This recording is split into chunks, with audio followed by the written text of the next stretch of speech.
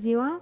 Mă numesc Irina Pan, sunt antropolog și practic meșteșugul ouălor încondeate de aproximativ 20 de ani, de când eram în liceu. Atunci am învățat să înconduiez ouă și alte meșteșuguri tradiționale la un centru de creație și cultură tradițională care avea sediul într-un liceu din județul Brașov, de aici din oraș.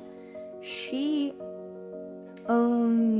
încetul cu încetul am început să îl învăț din ce în ce mai bine și să-l practic an de an. A fost singurul meșteșug care s-a lipit așa de mine, pentru că mi se părea mie că este cel mai simplu și cel mai ușor de realizat. Ouăle încondeate m-au atras pentru că era foarte simplu, așa mi se părea. Dar an de an înveți, te perfecționezi și încerci așa să-ți depășești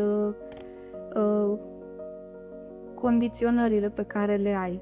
Am și participat la Olimpiada de meșteșuguri tradiționale de la Sibiu. În timpul liceului am fost și la concursul național al ouălor încondeate din Ciocănești, din Suceava, care este așa un eveniment de tradiție pentru meșteșugul acesta.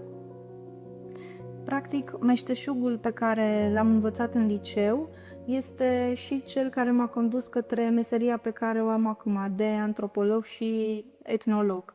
Adică un simplu meșteșug pe căruia ți-ar putea să nu îi dai foarte mare importanță atunci când ai 15 ani, te poate conduce către o meserie la care nu te aștepți atunci când ești adolescent și ai probabil alte așteptări de la viață și de la viitor.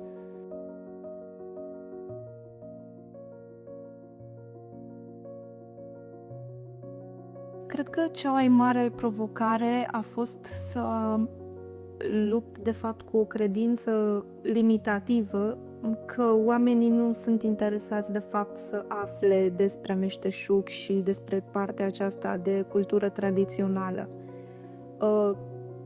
Asta a fost o credință pe care o aveam eu înainte să încep să fac public, de fapt, meșteșugul ăsta pe care îl practic. Nu credeam că oamenii o să fie interesați de asta, însă am început, cred, cu o pagină de Instagram și de Facebook, pe care am numit Oul Cosmic, unde am început să împărtășesc din etapele meșteșugului și modelele tradiționale ale ouălor încondeate. Și apoi a venit Instagram cu acea opțiune de a filma și atunci oamenii au devenit din ce în ce mai interesați să descopere cum se fac, au început să pună întrebări. Și atunci asta mi-a dat așa cuțilă motivație, pentru că am văzut feedback și am început să share-uiesc din ce în ce mai mult. Am făcut chiar și un atelier online ținut în perioada pandemiei. Am trimis materialele la oameni acasă și împreună pe Zoom, cred, am făcut de la distanță, i-am învățat acest meșteșug. A fost o experiență, a fost foarte interesant, pentru că eram oameni din toate colțurile lumii, erau și din România, și din Europa, și din state, adică a fost foarte interesant. Și cumva mi-a dat încredere că dacă ajungi la oamenii potriviți, întotdeauna o să se întâmple lucruri, adică o să te încurajeze să faci ceva. Și atunci, pentru că noi avem toate aceste instrumente digitale în zilele noastre, putem să facem lucrurile acestea să se întâmple și să ne conectăm în felul acesta.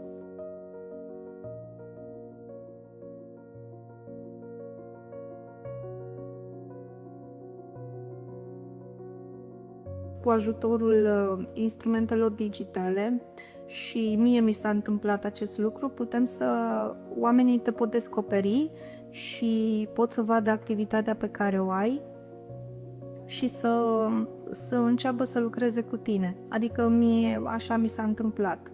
Am arătat ce fac online, oamenii au fost interesați să învețe și ei să practice meșteșugul, am ținut un atelier și fizic, adică mai multe ateliere fizice, chiar și la distanță, în pandemie și inclusiv lucrez încondeate și pentru oameni care mă abordează pe Facebook sau pentru Muzeul de Etnografie sau alte instituții. Avantajul acum al digitalului este faptul că poți să te conectezi și te pot descoperi oameni de peste tot din lume, de când atunci când ești într-un târg în orașul tău doar, meșteșugul tău e cunoscut doar într-o anumită zonă. Decât să mergi în fiecare oraș, poate din țară, și îți va lua niște ani, adică să ajungi în fiecare loc din țară.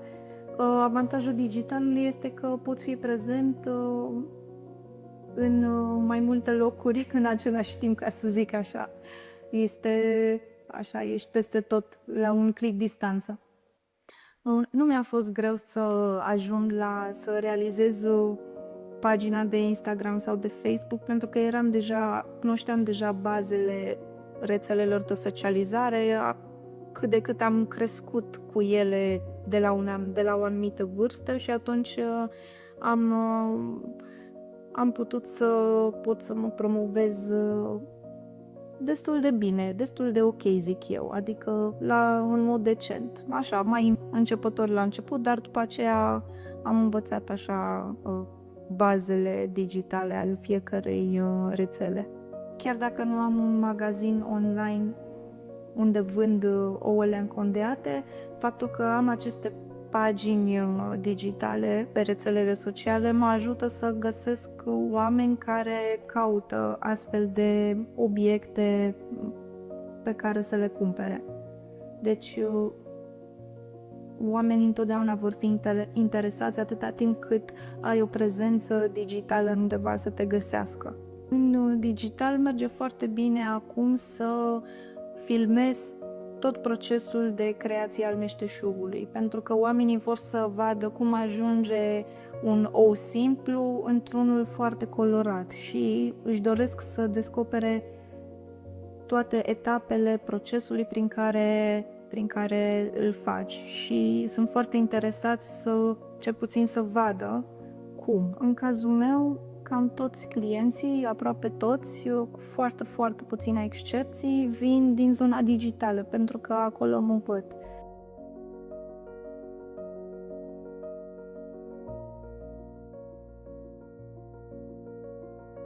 Facebook a funcționat mai bine pentru că cred că acolo sunt oamenii încă interesați de meșteșug. Pe Instagram sunt de obicei oamenii mai tineri care poate abia acum descoperă, meșteșugul lor încondeate sau sunt mai tineri în orice caz și încă nu au ajuns la domeniul ăsta, nu pun mare preț pe așa. Deci fără digital n-aș fi reușit să fac nimic, practic, și asta este o problemă pentru foarte mulți oameni și mai ales meșteșugari din zilele noastre, că nu iau în considerare o prezență digitală și atunci au foarte mult de pierdut, fiindcă se bazează foarte mult pe târguri, pe prezența fizică undeva și cred că foarte mulți pierd din cauza asta. Ar putea să aibă mult mai multe șanse de a fi văzuți și de a vinde. Sfatul meu pentru orice meșteșugar și de fapt pentru orice om care face ceva, indiferent că este scris sau un obiect în sine, este să aibă o prezență neapărat în mediul digital și să-și aleagă o platformă, oricare ar fi ea, fiecăruia ce îi se potrivește, să-și aleagă o platformă și să dezvolte acolo toate procesele prin care trece. Meșteșugului, scrisului sau chiar viața lui. E super important.